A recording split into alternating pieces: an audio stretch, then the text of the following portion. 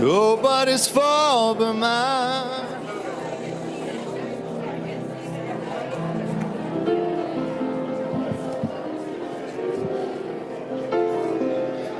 Nobody's fault but mine.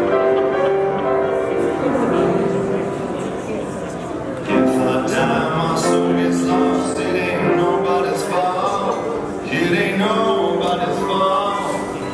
It ain't nobody's fault but mine. It ain't nobody's fault but mine.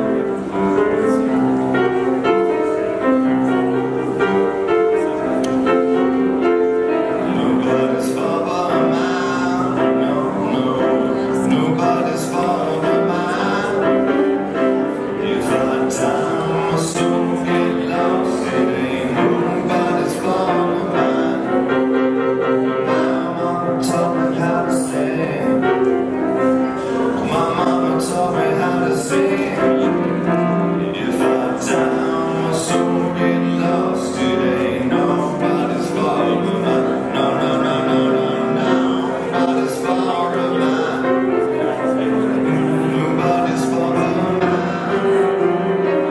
If I die, my soul get lost.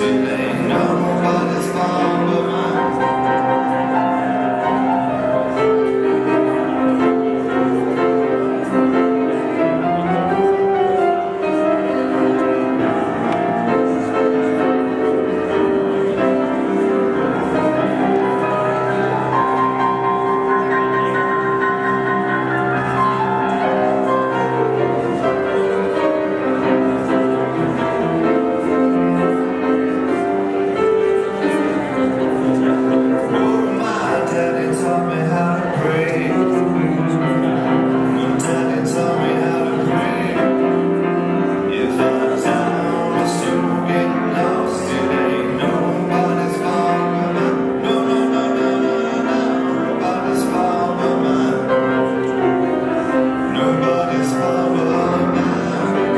fault but mine.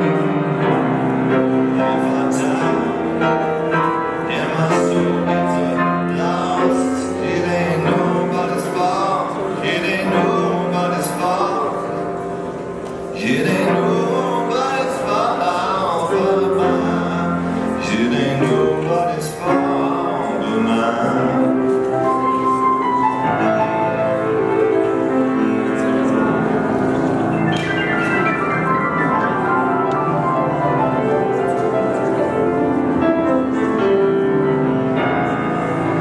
Sometimes I feel like a motherless child. Sometimes I feel like a motherless child. Sometimes I feel like a motherless child. A long way from home. Long way from home. Sometimes I feel like I'm almost gone. Sometimes I feel like I'm almost gone. Sometimes I feel like I'm almost gone. Yeah, long way from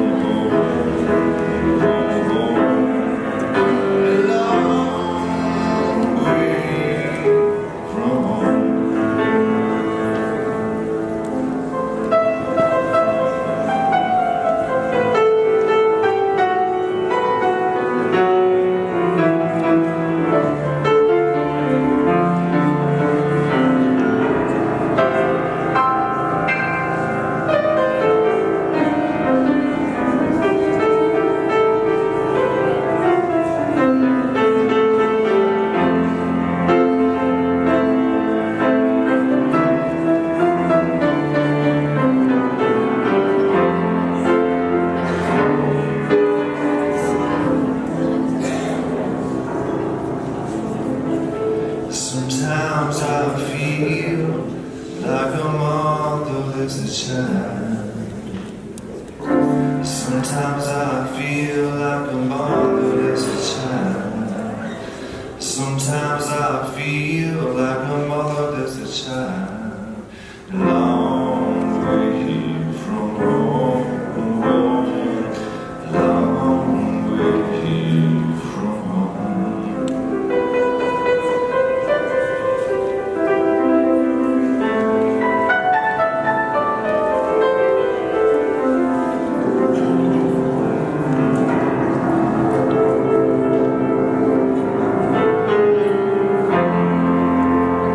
I'm weak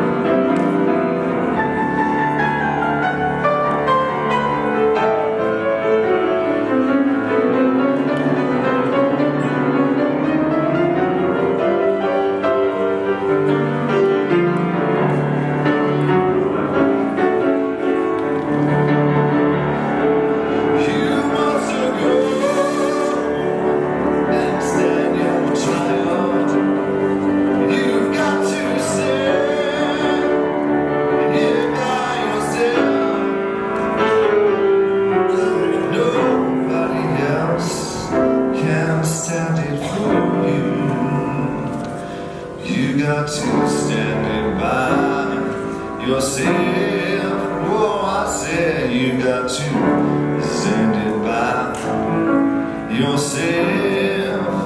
You got to stand it by yourself.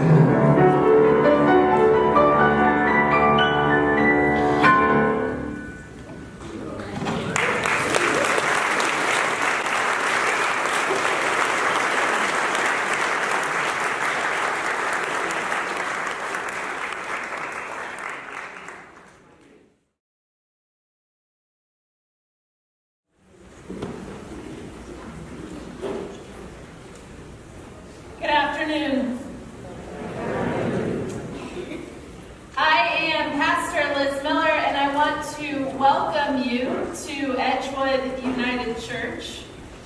We are here today to honor the life of Bob Hubbard.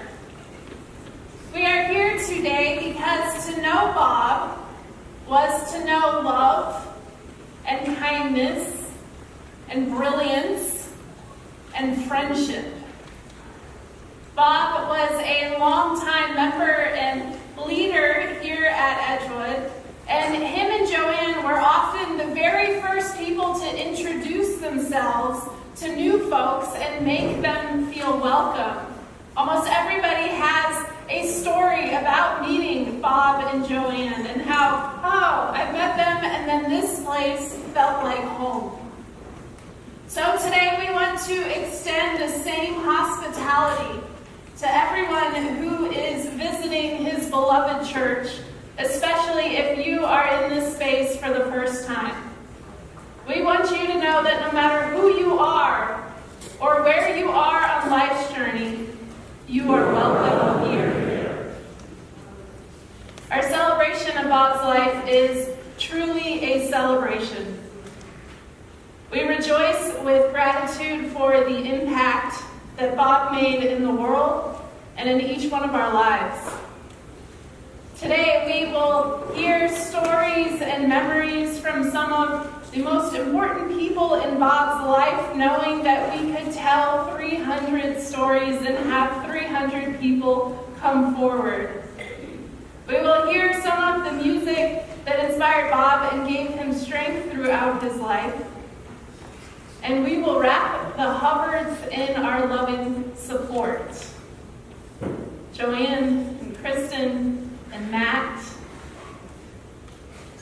We are here because we want you to know how deeply loved and cherished you were by your husband and father and grandfather.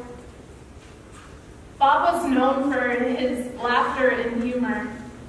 And he was also known for his tears. So today I want each of us to remember that it is okay to laugh. It's okay to cry. It is okay to both grieve and celebrate together, knowing that each of us has been blessed by the life and legacy of Bob Hubbard. And each of us is a different person for having known and loved him. After the service, all of us are invited to the social hall for refreshments and time to continue to share our memories. And the Hubbard family would like you to know that there are cards out on the table in the social hall that they would invite you to go and to write down some of your remembrances to share with them.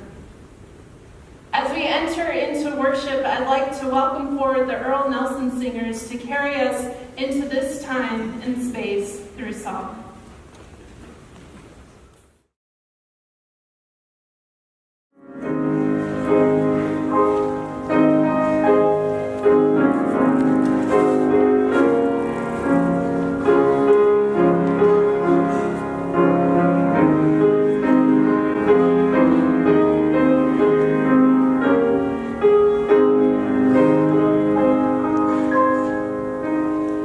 Precious Lord.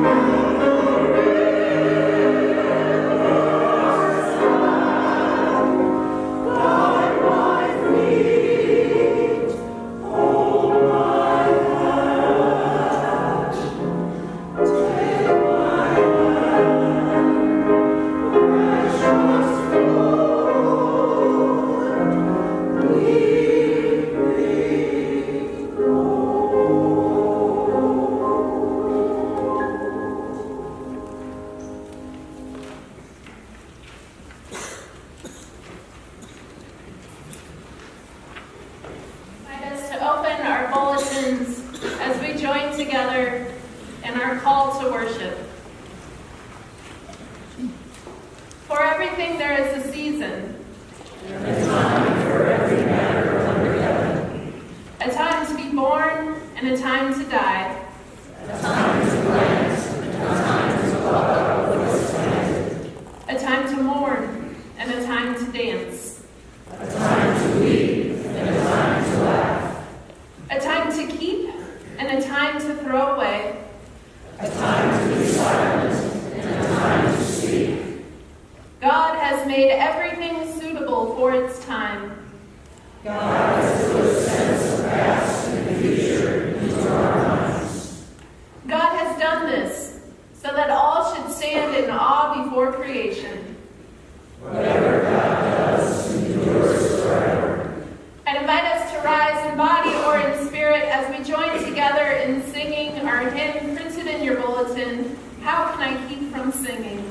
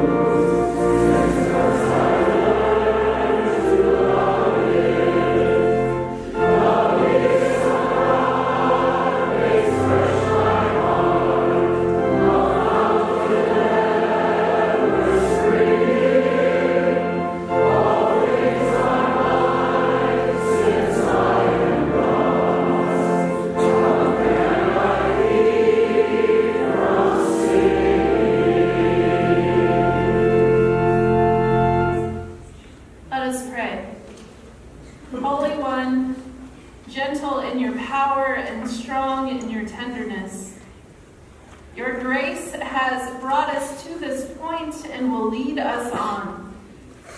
We come to you this day with heavy hearts at the loss of our friend Bob, in gratitude for the time that we had with him.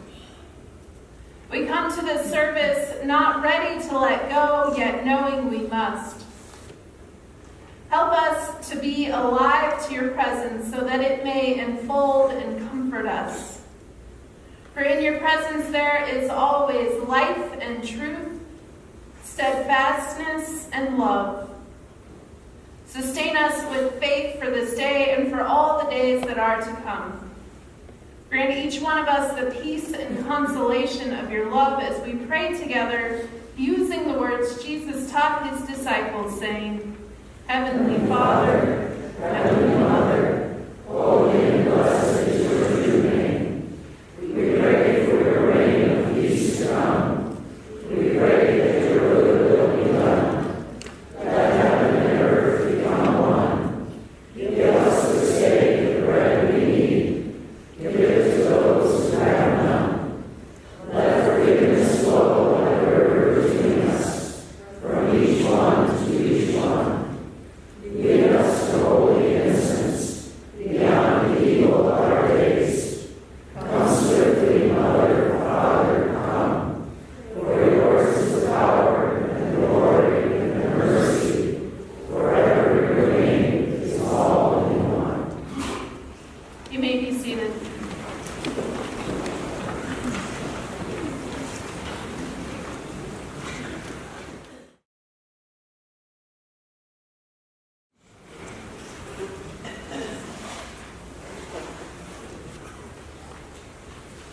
interest me what you do for a living.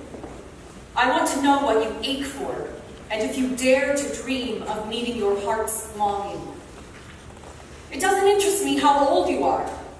I want to know if you will risk looking like a fool for love, for your dream, for the adventure of being alive. It doesn't interest me what planets are squaring your moon. I want to know if you have touched the center of your own sorrow, if you have been opened by life's betrayals or have become shriveled and closed from fear of further pain. I want to know if you can sit with your pain, mine or your own, without moving to hide it or fade it or fix it. I want to know if you can be with joy, mine or your own, if you can dance with wildness and let the ecstasy fill you to the tips of your fingers and toes, without cautioning us to be careful, be realistic, remember the limitations of being human. It doesn't interest me if the story you are telling me is true.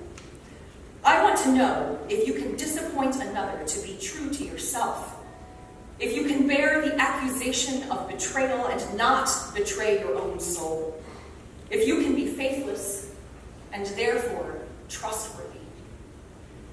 I want to know if you can see beauty even when it is not pretty every day, and if you can source your own life from its presence.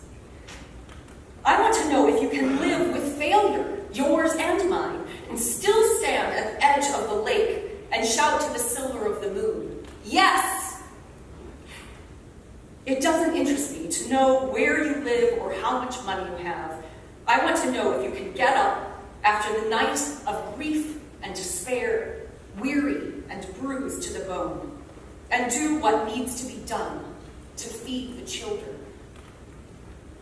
It doesn't interest me who you know or how you came to be here. I want to know if you will stand in the center of the fire with me and not shrink back. It doesn't interest me where or what or with whom you have studied. I want to know what sustains you from the inside when all else falls away. I want to know if you can be alone with yourself, and if you truly like the company you keep in the empty moments.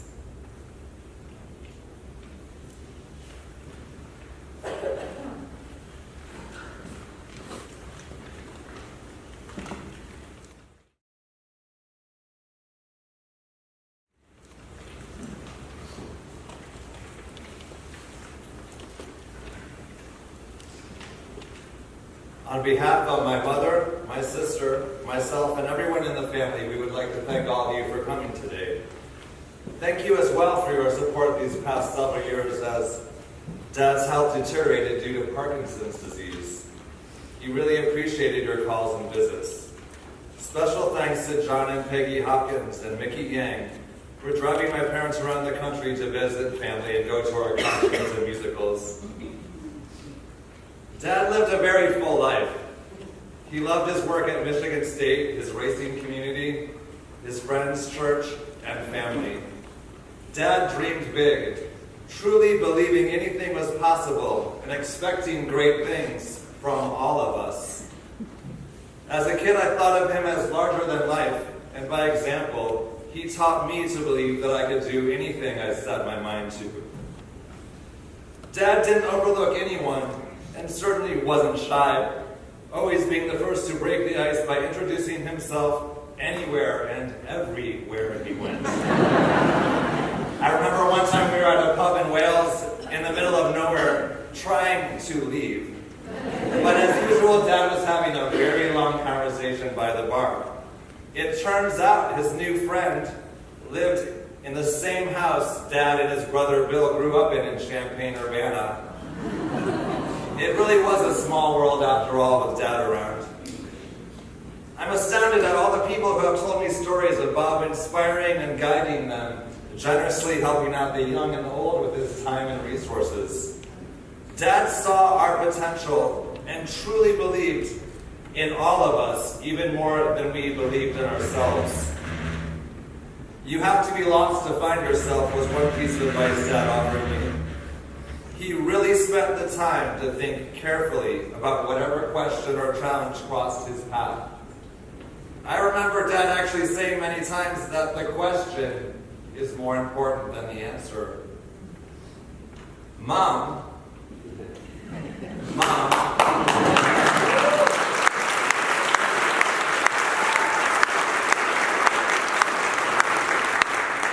Anyway, she wanted me to mention that Dad was a full-on participant in parenting from diapers to diplomas and beyond.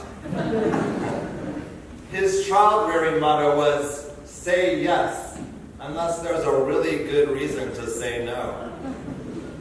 Thank you, Mom and Dad, for being great parents and grandparents to us and to the 40 or so young people they took under their roof.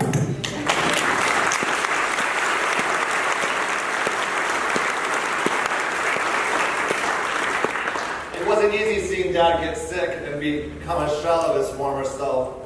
He fought as long as he was able. Dad lived enthusiastically and left peacefully surrounded by friends and family. He will be greatly missed. I hope that you will carry the spirit of Bob Hubbard in your hearts and share it freely everywhere you go and with all you meet.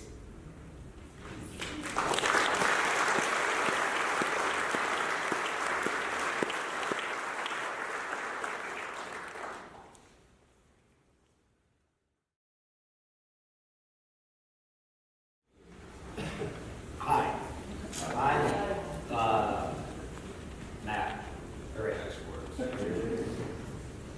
Thank you. Does that work better now? I'm Bob's older brother, Bill, and our parents were Fritz and Annabelle Hubbard. Dad was a prof at U of I for many years, and University of Illinois. And Mom was more old-fashioned because she didn't have a job outside the home. But before they married, she was a band director in music, and she sang in choirs when we were around. So music was a big part of our lives. I think that I was around mostly to provide a bad example. Bob should not follow. But we grew up, well, we went to school, through school in Illinois. And I went to the University of Illinois and highly recommend Bob go someplace else. Nothing personal, but going to college at home was not the best idea in the world. And it's fortunate because it worked out. Bob went to Duke, and singing in the choir. He met Joanne. It's worked out real well since then. But we don't lose sight of the fact that Bob was an athlete, and he was a really good hurdler in high school and in college. And he played volleyball, he ran triathlons. And together we did a lot of sailing on Hobies, e-scows, up at Crystal Lake. And Bob and Joanne got a Hobie 18 before I did. And we had a lot of fun on that. Managed to tip it over a few times because if the wind isn't blowing hard, why bother going out, right? And later on he followed John Hopkins' example and got a getaway, which was not quite the performance of a Hobie 18, but it was a little more safe for us as we advanced in years. And he also got a little Hobie Bravo, which I'm happy to say that the sailing habit is being passed on to others, including his grandchildren. So Bob, he did a lot of leading of groups. I know he went to Isle Royale a number of times, camping with young people. And the point is, I guess, that Parkinson's robbed us of that active brother I had. I'm sure we're going to hear about the Hans device, which was Bob developed at his brother-in-law Jim Downing's urging. And is that money? Got it off. Anyway, Bob had a number of other achievements, a lot having to do with seating design, and was used by Steelcase, and he was a consultant to NASA on seating for astronauts. And then he developed, in fact, I heard that a course that he developed in collaboration with business school is still active. It's where engineers and business students work together to develop products. So anyway, the thing you'll be best known for is the Haas device, and that at some time in the future will be a display in the Smithsonian Institution in Washington, I'm told, about featuring racing safety.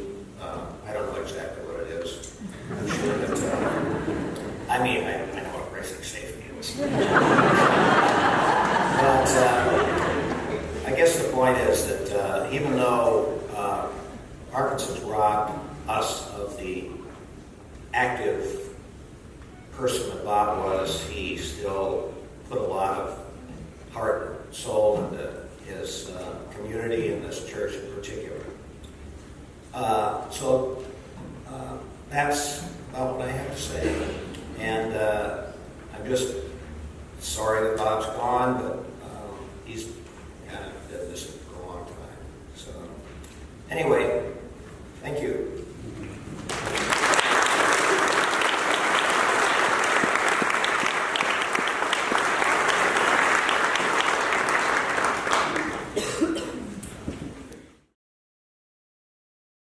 My age, he is really big type.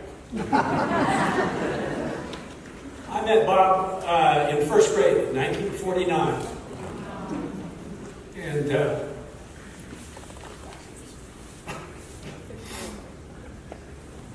the fact that we became friends always amazed me. He was a big kid, he was a jock. I was a little shrimpy kid, and definitely a nerd. But somehow we got together and stayed in contact for years. Bob not only was a good friend, but he was my moral compass. He knew what was right and what was wrong without getting all, pardon me, preachy about it.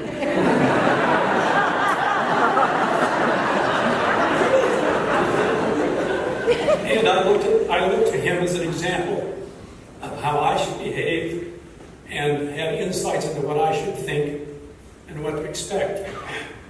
As an example, I think it was in 5th grade, one of our cohort was being inappropriate with the fair young damsels in our class. I won't go into what that was. It wasn't horrific, but it was inappropriate. And Bob took umbrage at that. And so he met with the offender on the playground and removed his blue jeans,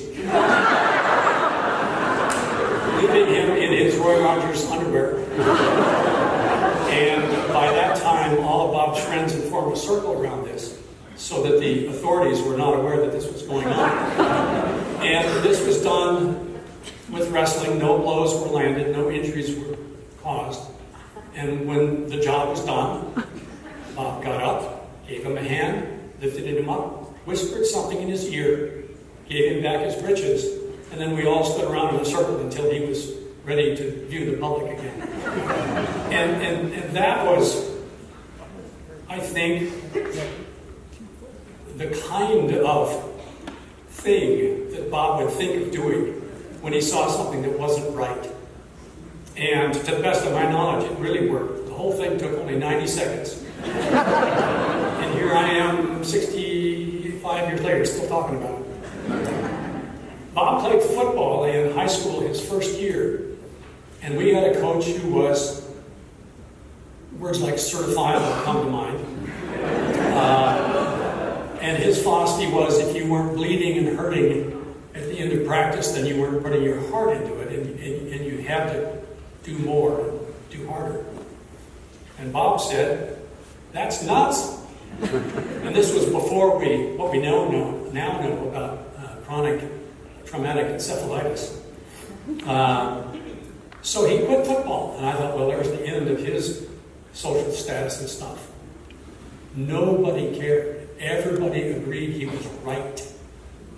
Nobody else it didn't precipitate a whole rash of people quitting, but everybody agreed with him. And his level of respect with his friends was unblemished. He did continue in basketball and to a greater extent in track, as you just heard, and was a heck of a runner and was captain of the track team his senior year. During this time, Bob and I did a lot of stupid stuff. I figured out how we could blow up glass bottles with 3 ingredients found under your kitchen sink. And I'm not going to name them. And we did a lot of that, and we're not injured. I don't know why. We did, however, get arrested once at Crystal Lake for obstructing the free passage of fish. And if you want to know more about that, that's for another time. So we went to separate colleges, we went our separate ways, but periodically would reconnect. I went back to the University of Illinois after graduating, and Bob was there working on his PhD, got it in Illinois. It was more schooling anyway. And that was where I met Joanne. And it was obvious to me that Bob was a goner, that he was absolutely in love with this woman, and I know why. And also at that time, he had twins, which has got to be twice as tough, plus, as having one at a time. Is that right? Anyway, it was obvious to me that this was a lasting and wonderful relationship. And over the years, on various and sundry motorhome trips, camping trips, where we would go, and my family would go with Bob and whoever of his family was available, that Bob would frequently say how lucky we both were in having the wives that we had. Anyway, so I asked my kids, who are very much more astute than I, what their memories of Bob were. And Amy said that she loved all the motorhome trips and so on. She said it felt like we had 2 dads. That Bob would scold me if he thought if Amy was being rude to her sister or acting stupid, but always with a twinkle in his eye. Also, Amy's husband Matt, who was eventually enrolled in the industrial math department at MSU, had discussed with Bob the options for his further career and so on. And that was what Bob suggested, and they took that very much to heart. And then they adopted them.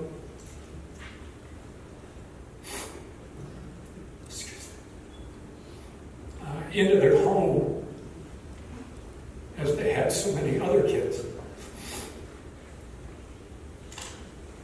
Anyway, you know about that, the 40 kids. They were 2 more. They were needy. They didn't need it, but it was offered to them and they took them up. Andrea said when she was 12, she told Kristen that Kristen was Andrea's favorite cousin because she thought Bob was her uncle. And she said that he was the best uncle because he was friendlier than the real uncles. And she said, you can't pick your family, but this was way better. Andrew also said, what's been alluded to, that Bob always asked really piercing questions. Just right there they are. So my granddaughter Molly was about 5 months old and Bob was visiting, and said, "What are you learning about parenting?" And then waited for an answer. And at that time, he then also extended the advice that you've always heard, that you've already heard, to try and say yes more than you say no. Alex, when I asked him, he said, "How could someone with that big an intellect and that much creativity be so funny?" And said that I had asked him to talk to Bob about the career opportunities and what was out there and that sort of thing. And that talk was exceedingly useful, which I can imagine. Alex said there aren't a lot of people like that in the world, and that Bob was very special. The explanation that I used to explain Bob to people, my kids thought I said first, I thought they said first, but I found out it was Peggy, my wife, who said first. That Bob and a stranger would get on an elevator, and by the end of the ride, the stranger would have a new best friend. And that's up. And I'm going to miss him a lot.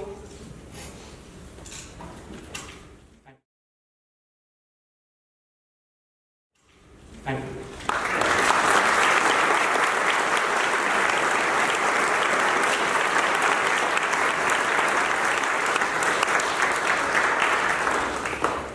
Hi, my name is Jessica. I was 9 years old when I first met Bob. At that time, I had no idea how amazing he was and how much he would come to mean to me. Bob is well known for many things and will be remembered for his many achievements. In his career, the development of the Hans device, his family and friends, and much more. In my opinion, among his greatest achievements were his love and compassion. Despite the difficulties he's faced these past couple of years, he was always there. You could always count on Bob. He taught me many skills, from how to find the right wind for sailing to how to empty the waste tank of the motorhome. But he also taught me many lessons on life, laughter, love, and courage. Even through his hard times, if I seemed down, he would make his signature silly faces to make me smile. And he attended my concerts, even if it meant driving to Grand Rapids in the middle of winter. And at my concerts, he paid attention to every detail and would discuss with me after what he liked and what needed improvement. The past couple of years, I got this chance to sit down with him and have many conversations. We talked about his pride in Joanne, Matt, Kristen, and his grandkids, and about Hans device, and I learned many of his life stories. One summer evening at the cottage, as we watched the sunset over Lake Michigan, we came upon the topic of his journey with Parkinson's. And I asked him how he was able to handle it with grace, how he didn't get angry with the world. And he told me that he did get angry, and that it's really easy to get angry, but that he reminded himself to appreciate the little things, like watching the sunset and the joy he got from spending time with his family. His courage and wisdom still astound me. Bob's ability to touch so many people just like me was incredible. And looking around, I can see how abundant his love is, and I know his legacy will continue on in all of us for many years to come.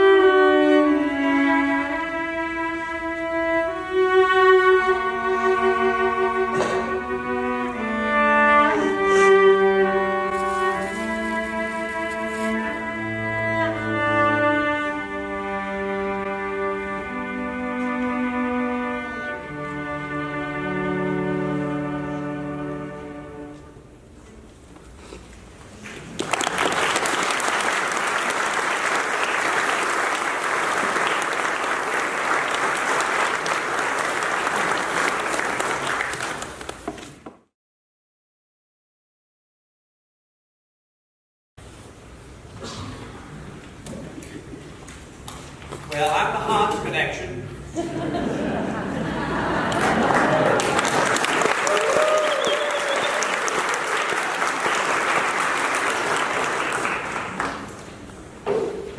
Bob had many stories of his life. This is one of them.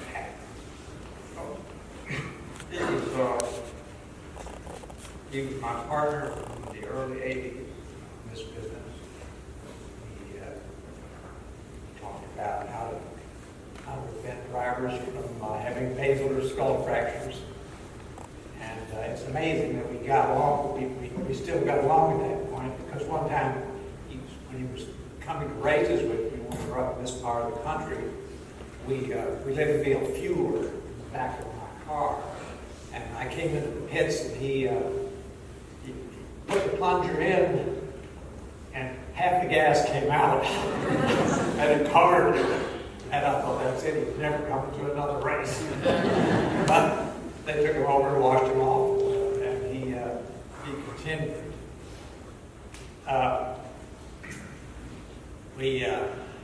Bob's got friends around the world, and so you'd really be amazed. In fact, even today we have a NASCAR safety coordinator here. We have someone here representing our licensees in Europe, standing on one in France. I get emails and letters every day. It's really amazing. I think that many of you don't really understand the size of the community that Bob affected with his Honda device. There are over 1 million drivers in the world that potentially would use this particular device. This device that is probably the most important thing that's happened in the last 50 years. It goes alongside seat belts, fireproof clothing, helmets, and Honda device. That was the final part that put it together and kept these drivers safe. Folks say, it saved lots of lives. Well, which is true. And we have many examples, really very concrete examples of that. But for every driver whose life is saved, it saved 1,000 people from getting injured. Where they had their wreck, or they could just get out of the car without further damage, either paralyzed or walking around with very, very sore neck, very minor accidents. There was one example out in Texas in the early 2000s, before the trip caught on. An IndyCar driver had a horrendous wreck. Every corner was ripped off the car.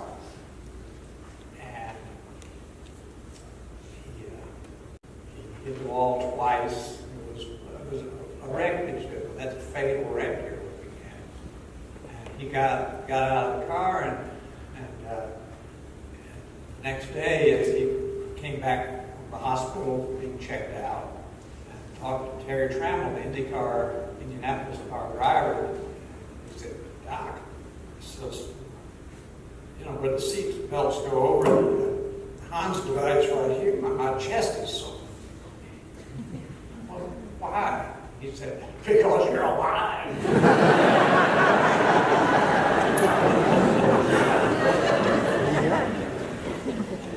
So I think that story's been repeated several times. I still go to races some, and without fail, every weekend somebody comes and says, "Thank goodness for the Hans." It just keeps going. So Bob affected a lot of people around the world, that many of you may not know about. Everybody doesn't care about wrestling. So, aside from that, we've got a book coming out. John Ingram, who's with us today, is writing this book with a little help from us and many, many others. We hope to have it out in time for the Smithsonian program in 2020. If you go to the Smithsonian, be sure to go to the book department and look for the book.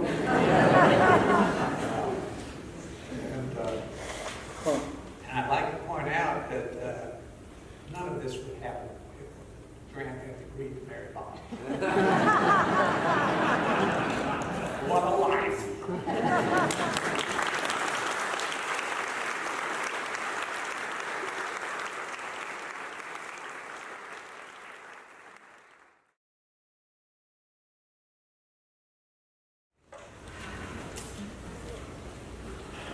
Hello, I'm Aaron Cambodian, and the boss here told me to speak quickly, so I'm going to stick to my notes a little bit.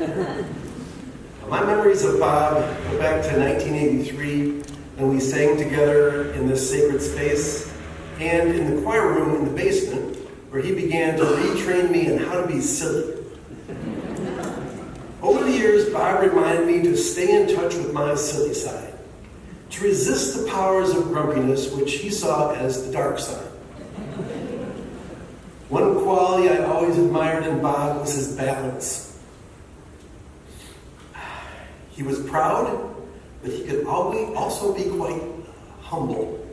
He was silly and childlike, but also wise and grounded. He was irreverent and wacky, to be sure, but also deeply spiritual and awed by God all around us. He may have been the man that I cried with the most in my life, and he may have also been the man I laughed with the most in my life. He was always genuine, and that included expressing a full range of emotions and not worrying what anybody else thought about it. I mentioned to him once that I noticed he massaged his face quite often. He then spent 15 minutes instructing me on the importance of taking time for yourself, starting with a healthy face massage. So feel free to do this with me now if you'd like. Take off your glasses. So you start with the whole thing, really get into it. And this would go on for some time. I'm going to do a shortened version just because. And then you get into the part that really hurt the most. And then you end with the whole thing again. And a deep breath. All right, there we go. So, yeah, he always dug right in. And I've done this hundreds of times since, and it always centers me, and I feel much more relaxed afterwards, so don't forget. Thanks, Bob. I could go on for a long time about Bob as a model of determination and discipline regarding the Hans device. I saw him work with it many times and saw that frustration, and he'd get right back out there and work on it again. I could talk about his and Joanne's unfailing generosity regarding taking people like me into their home and helping us get our feet on the right path. Or I could talk about Bob's deep desire to help repair broken relationships with the Lakota people and to show respect for their ways. Instead, I want to end with a short song of tribute that I sang for him with a few friends, including Joanne on the day he died. Join in if you'd like.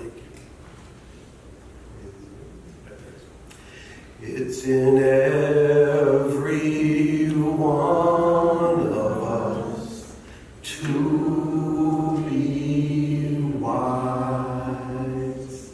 Find your heart, open up both your eyes. We can all know everything without ever knowing why.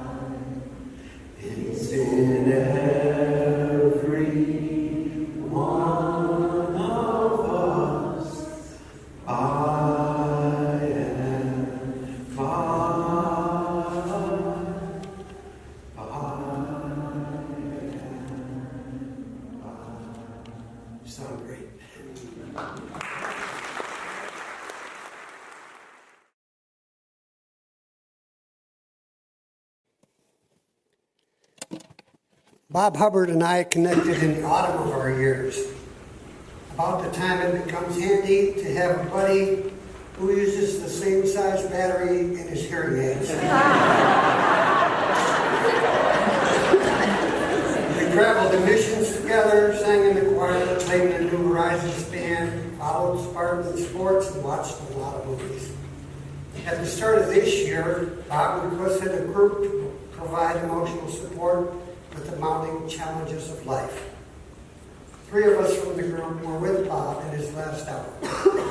I believe Bob left the world with a clear sense of being loved. He had a peaceful death. At the first meeting of the group, I read excerpts from the poem Desiderata. I will share those with you now. Go placidly amid the noise and haste, and remember what peace there may be in silence. As far as possible without surrender, be on good terms with all persons.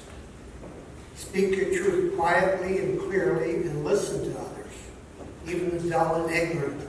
They too have their story. Be yourself. Especially do not feign affection. Neither be critical about love. For in the face of all aridity and disenchantment, it is as perennial as the grass. Take kindly the counsel of the years, gracefully surrendering the things of youth. Nurture strength of spirit to shield you in sudden misfortune. You are a child of the universe. No less than the trees and the stars, you have a right to be here. And whether or not it is clear to you, no doubt the universe is unfolding as it should. Therefore, be at peace with God, whatever you conceive him to be, and whatever your labors and aspirations, in the noisy confusion of life, keep peace with your soul. Be careful, strive to be happy. I feel this poem speaks to Bob's approach to life and reflects the graceful acceptance he demonstrated at the end. He will be missed.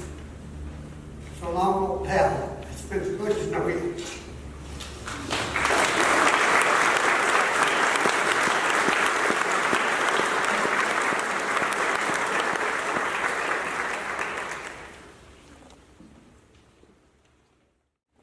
I invite us to just take a deep breath in as we enter into a time of prayer.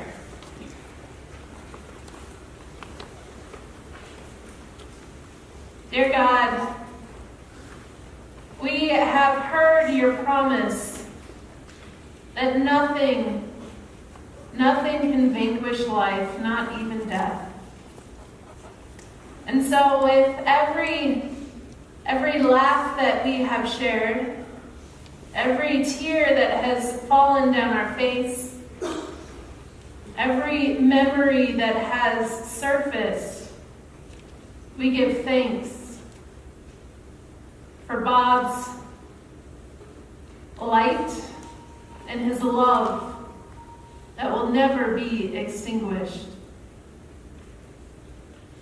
Comfort us in our grief. Comfort us in the hope that all we have learned and received from Bob will stay with us, his spirit offering us strength and courage and joy forever and always. Amen.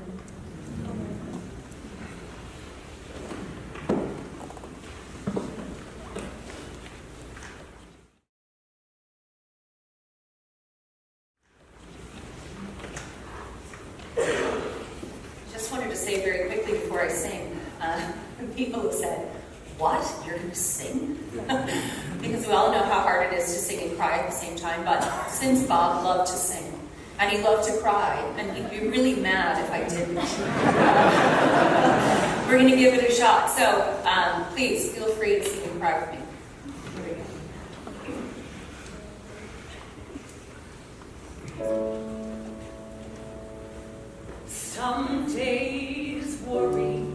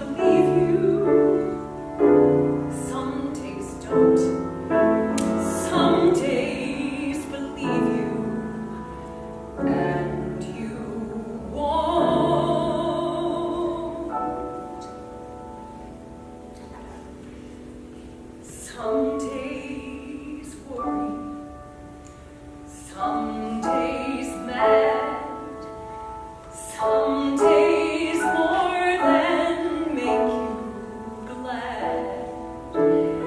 Some days more than shine. Witnesses coming on down the line.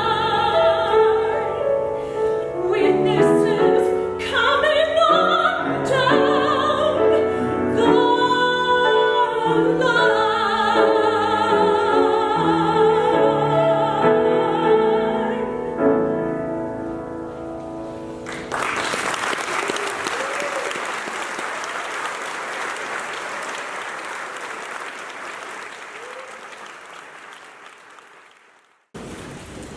I just want it to be known that no one else was brave enough to follow Matt at the beginning or Kristen now.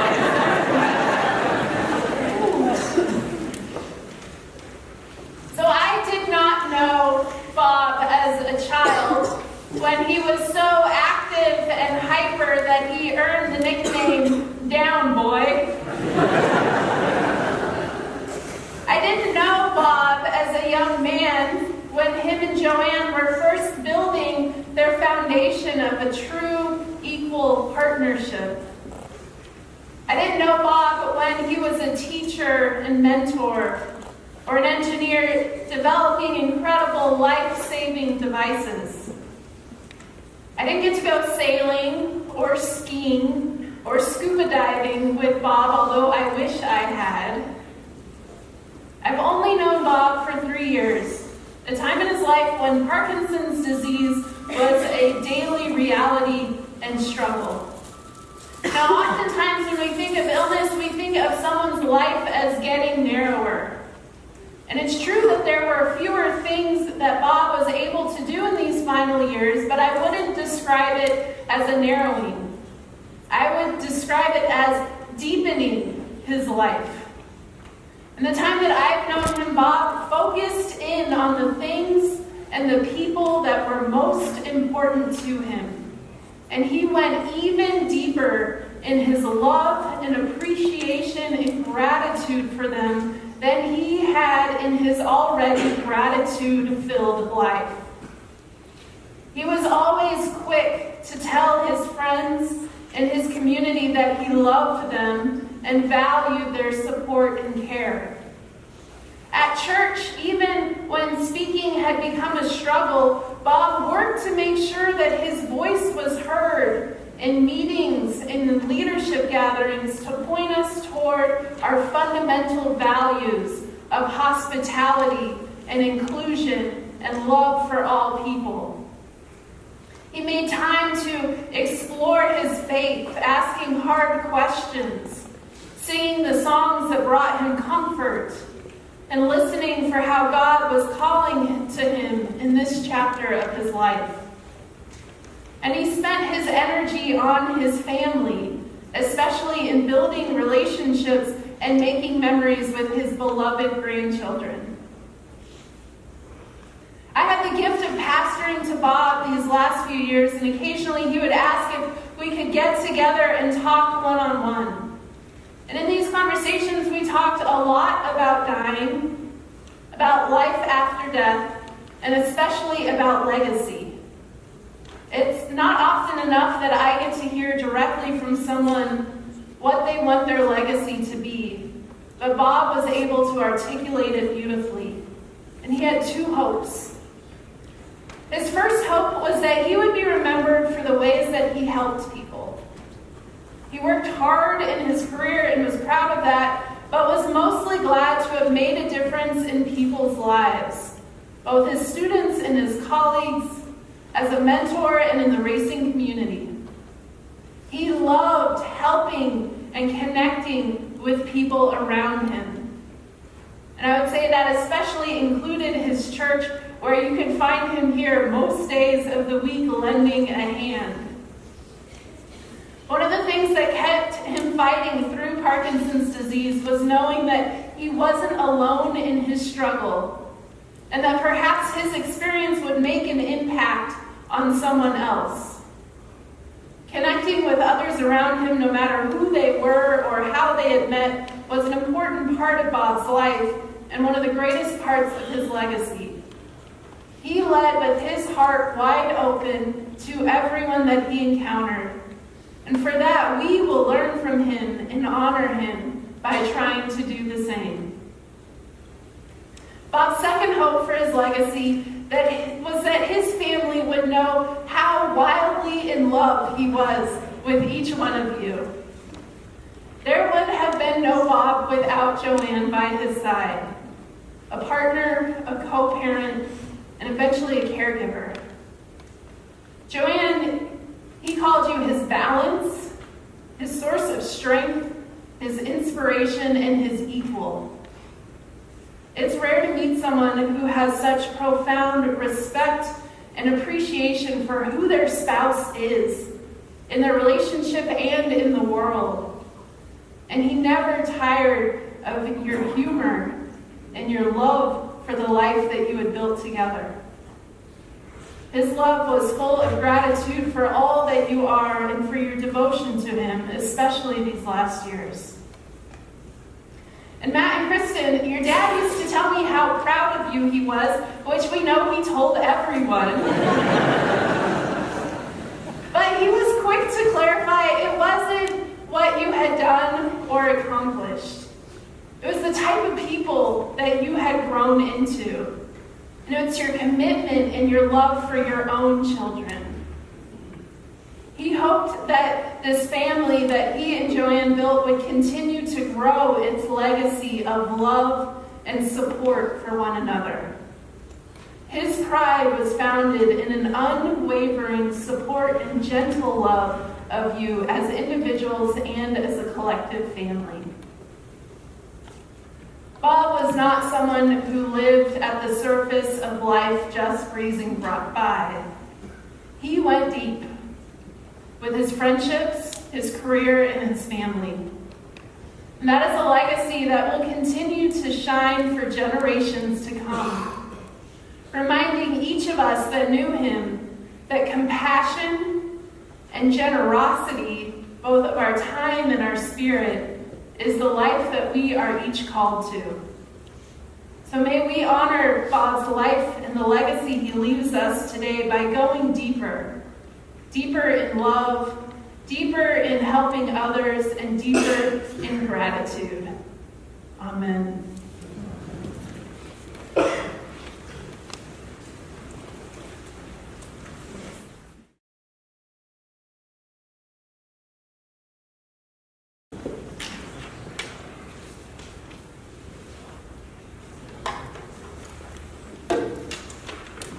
Please look in your program. You can see the lyrics to Harry Chapin's Circle.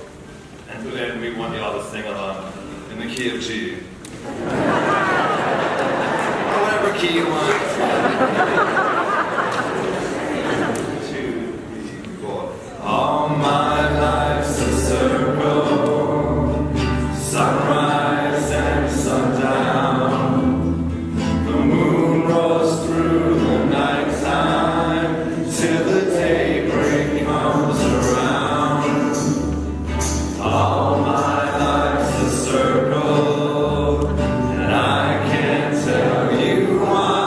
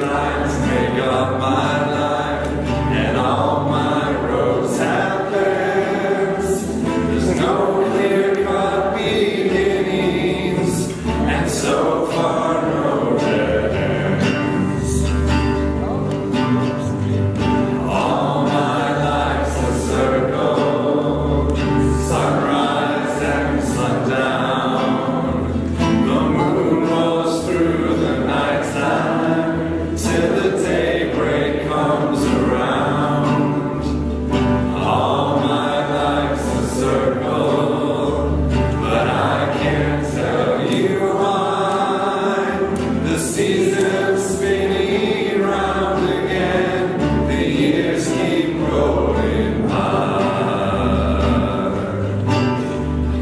I've found you 1,000 times, I guess you've done the same.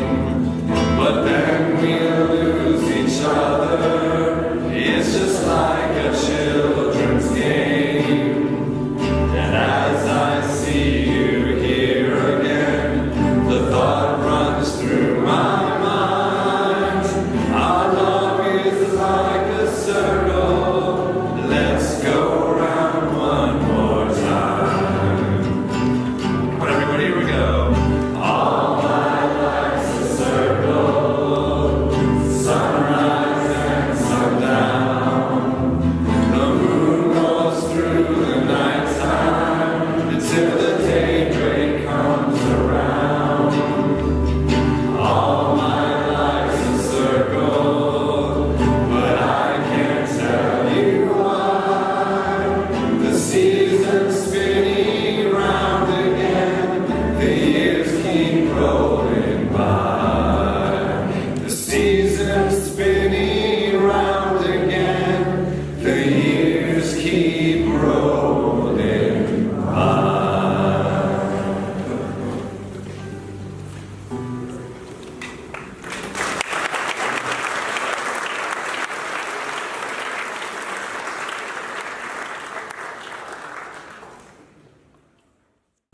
Please join me in prayer one more time. Holy God, you are the giver of life and the conqueror of death. We remain in awe of your great mercy and wisdom. We entrust Bob to your eternal care on this day. We thank you for the steadfast love that you showed him all the days of his earthly life. We thank you for all that Bob was to those who loved him, his compassion, friendship, wisdom, kindness, and love. And we thank you that for Bob all sickness and sorrow are ended, and death itself is past, and that he has entered the home where all your people gather in peace. Help us to feel his everlasting spirit as we continue our journeys. In Christ's name we pray. Amen. As we go from this place, may we do so knowing that the grace and peace of God will surely follow. Amen.